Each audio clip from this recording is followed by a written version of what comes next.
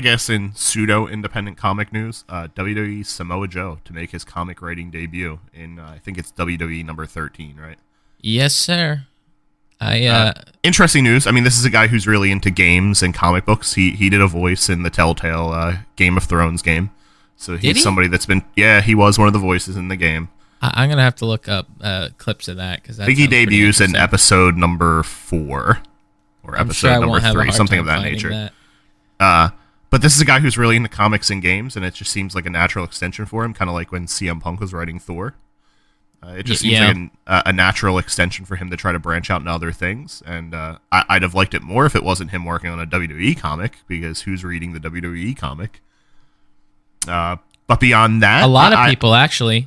It's probably the best wrestling... You're not going to convince me of that. Nobody watches their programming, so who's reading the comic? See, that's the thing. It's put out by Boom Studios, who is probably one of the most underrated comic book studios out there right now. And this is more of a book that takes the wrestlers, right, and puts them into comic book situations. And it's probably the best WWE comic that's been put out since probably the originals back in the 80s. It sort of reminds me, and this is why I couldn't read it, of like those old WWE novels that were written where like Vince McMahon is like the head of like an international spy agency on the low. Between working 280 days a year, he's also running an international spy agency where he sends Triple H and AJ Styles out. AJ Styles wasn't there then, but he sends out Shawn Michaels and Steve Austin to go solve international crimes, like he's like Richard Grieco and If Looks Could Kill. But see, the other thing is, it's also there's that, and then there's also like self-contained stories in each issue that relate to actual wrestling storylines. So like they did a cool kind of retrospective on Sami Zayn and Kevin Owens at one point. They did something in the SummerSlam special that focused on Macho Man and Dusty Rhodes.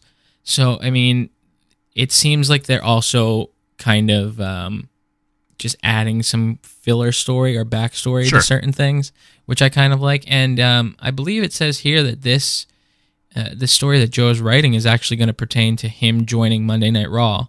So it's going to be interesting to see if it's kind of like super kayfabed or exactly how it's done. Because some of the stuff they've shown in the book is super kayfabed, and other stuff has a sense of reality to it. So I'm going to be really interested to see his take on it and how it's pushed. Sure, absolutely. Also within this article is something that we didn't cover, but they did recently, Boom and WWE reveal that AJ Styles is making his comic writing debut for Royal Rumble Special 2018. So that'll be in January. If they go in the same vein as him talking about his WWE debut... That could be interesting, right? That could be really cool. Especially if like they do like pseudo nods to his time in Japan or TNA, which I wouldn't put it past them to do. I would really be interested in reading that.